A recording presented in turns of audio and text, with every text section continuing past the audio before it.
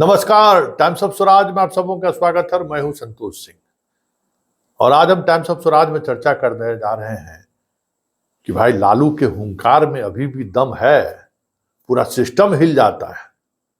आज वो ट्वीट क्या कर दिए कि जातीय जनगणना को लेकर संघ और बीजेपी को पसीना छुड़ा देंगे। जिस तरीके से वो ट्वीट किए, ट्वीट तो किए बीजेपी और संघ को लेकर, लेकिन उस ट्वीट का असर आज मुख्यमंत्री आवास पर देखने को मिला।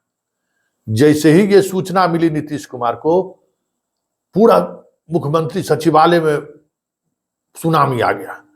अरे विजय बाबू को बुलाओ, अरे विजेंद्र बाबू को बुलाओ, कौन कहाँ है, बुलाओ, जल्दी बुलाओ, जल्दी बुलाओ। आनंद फानंद में भागे भागे सब लोग पहुंचे। क्या बात है भाई? तो जाके प्रेस कॉन्फ्रेंस कीजिए, प्रेस कॉन्फ्रेंस करके बताइए कि हम आरक्षण वाले इशूज पे हम क्या कर रहे हैं। ये जो नाइन शेड्यूल बोले जा रहा है, क्या नाइन शेड्यूल का कोई अस्तित्व है? एक भ्रम की स्थिति पैदा कर रहा है विजय बाबू। जाइए प्रेस कॉन्फ्रेंस बुला के स्थिति स्पष्ट कीजिए। फिर जो हुआ सो हुआ ही। प्रेस कॉन्फ्रेंस में क्या बोले विजय बाबू तो सुनेबे करेंगे, लेकिन भाई मान गए। इतना ज्यादा लालू का प्रभाव अभी भी है। 2 दिन पहले आरक्षण वाले इशू पर प्रदर्शन किए तेजस्वी यादव, पूरा राजद, कोई नोटिस नहीं लिया, कोई बयान तक नहीं दिया। लेकिन लालू यादव के आते ही एक ट्वीट क्या कर दिए, उसके बाद तो समझिए कि एकदम सुनामी आ गया। और उस सुनामी का असर देखिए कि विजय चौधरी जी क्या कह रहे हैं और किस अंदाज में कह रहे हैं और किस तरीके से सफाई देते हुए दिख रहे हैं। आप हैरान रह जाएंगे कि मतलब इस तरीके से लालू के हुंकार पर पूरा जदयू हिला हुआ है।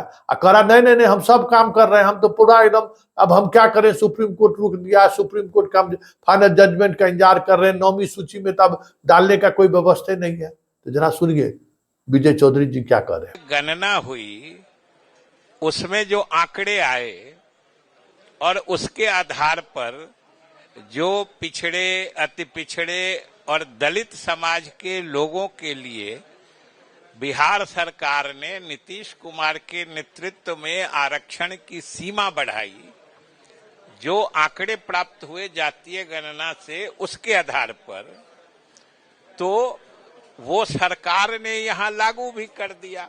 उससे लोगों को लाभ भी मिलने लगा। लेकिन जिन लोगों को ये चीज पसंद नहीं आ रही थी, तो उन लोगों ने कोर्ट में इसके विरुद्ध याचिका दी और कोर्ट ने उस कानून को निरस्त कर दिया। और कोर्ट ने निरस्त किया है, और कोर्ट ने निरस्त किया, इसका अर्थ होता है कि वह कानून ही रद्द हो गया। आज के मतलब तारीख में या आज के समय में वो कानून रद्द किया जा चुका है। लेकिन सरकार, चूंकि सरकार ने ईमानदारी से ये बढ़ी हुई आरक्षण सीमा लागू की थी, इसलिए सरकार ने तत्काल उसी वक्त जो कानूनी विकल्प उपलब्ध थे उसके हिसाब से उच्चतम न्यायालय में उच्च न्यायालय के फैसले के विरुद्ध अपील दायर कर दिया। और हम लोगों के सरकार का ये स्पष्ट ये सोच है, हम लोगों का मानना है कि गरीबों को ये बढ़ा हुआ जो आरक्षण सीमा है उसके हिसाब से उनको लाभ मिलना चाहिए। नहीं तो उन लोगों के साथ संपूर्णता में न्याय नहीं हो पाएगा। और ये तो दुनिया जानती है, पूरा देश जानता है, बिहार के सभी लोग जानते हैं कि जातीय गणना किसने कराई है। तो आज यह कहने का कोई जोड़ करे कि हमने कराई है, हमने कराई है, मतलब जातीय गणना का फैसला कौन लेता है, कौन कराता है? तो ये तो बिहार के लोग नहीं समझते हैं क्या? और ये तो वही बात है कि जातीय गणना हो गई और उससे प्राप्त आंकड़े के आधार पर आरक्षण की सीमा बढ़ा दी गई और बिहार सरकार ने लागू भी कर दिया। बिहार के गरीबों को उसका हक मिलने लगा था, लेकिन न्यायालय ने कानून निरस्त कर दिया है।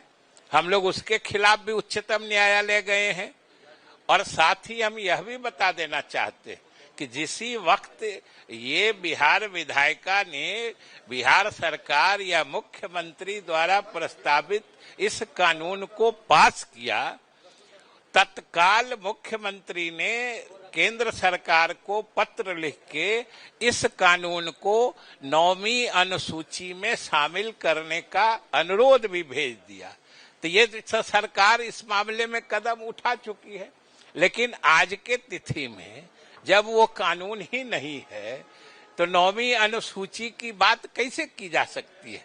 और ये बात अभी जो पिछला विधानसभा सत्र था, जो मॉनसून सत्र था, उसमें भी एक हमारे साथी ने, विपक्ष के साथी ने विधानसभा में ये प्रस्ताव लाया था।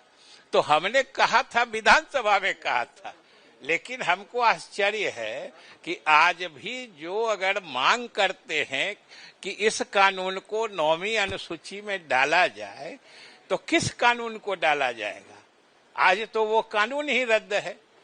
तो सबसे पहले समझने की ये बात है, और हम लोगों की कार्य योजना ये है, मुख्यमंत्री नीतीश कुमार की सोच ये है कि हम सुप्रीम कोर्ट गए हैं और बिहार सरकार पूरी उम्मीद में है कि सुप्रीम कोर्ट न्याय करेगा, और बिहार सरकार ने जो गरीबों के हित में आरक्षण सीमा बढ़ाने का फैसला किया है, सुप्रीम कोर्ट उसको बरकरार रखेगा या फिर से बहाल कर देगा।